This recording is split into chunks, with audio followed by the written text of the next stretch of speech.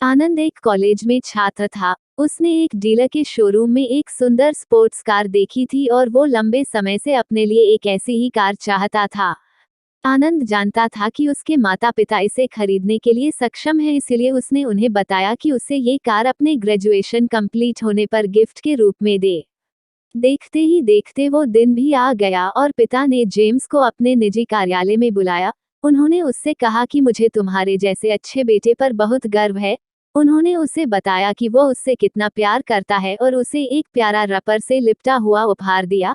आनंद उस छोटे से गिफ्ट के डब्बे को देख निराशा महसूस करने लगा, लेकिन वह जानने के लिए उत्सुक था कि ऐसा क्या था उस बॉक्स में, इसलिए उसने बॉक्स तुरंत खोला और उसमें एक लाल कपड़े से लिपटी भगवद गीता देखी। आप इतने अमीर हैं और आप मुझे केवल एक गीता दे रहे हैं।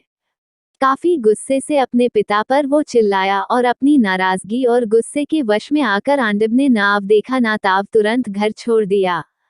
काफी साल बीत गए। आनंद अब एक सफल व्यवसायी बन गया था। वह अपने जीवन में खुश था। उसकी शादी हो चुकी थी और उसके 2 बच्चे थे। उनका परिवार एक सुंदर घर में रहता था, लेकिन उसके पिता के साथ टूटे रिश्तों के कारण उसकी आत्मा अभी भी आहत थी। आनंद अपने पिता का घर छोड़ने के बाद कभी उनसे नहीं मिला था। आनंद को उस दिन के बाद अपने पिता को ना मिलने का पछतावा हमेशा रहने वाला था, क्योंकि एक दिन उसे एक पत्र मिला जिसमें उसके पिता के निधन की खबर थी और साथ ही ये बताया गया था कि उन्होंने अपने जीवन भर की पूंजी वसीयतनामा के अनुसार अब आनंद के नाम कर गए थे। अपने पिता की सारी संपत्ति विरासत में मिली तब आनंद अपने पिता के घर पहुंचा और कुछ महत्वपूर्ण कागज की तलाश करने लगा और गलती से उसे वही भगवद गीता का उपहार लिपटा हुआ मिला, जिसे देख उसे फिर उसी उदासी का एहसास हुआ।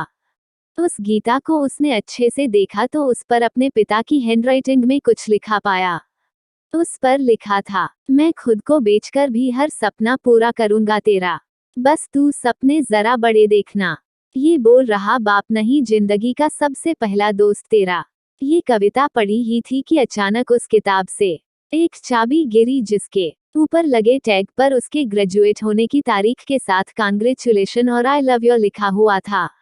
आनंद के सर के ऊपर से उसके पिता का साया तो पहले ही उठ चुका था, और आज उसकी जिंदगी की सबसे बड़ी गलती के बारे में जानकर उसके पैरों के नीचे से जमीन भी खिसक गई। इस दिन आनंद की आंखें और रूह दोनों पछतावे के आंसू रोई।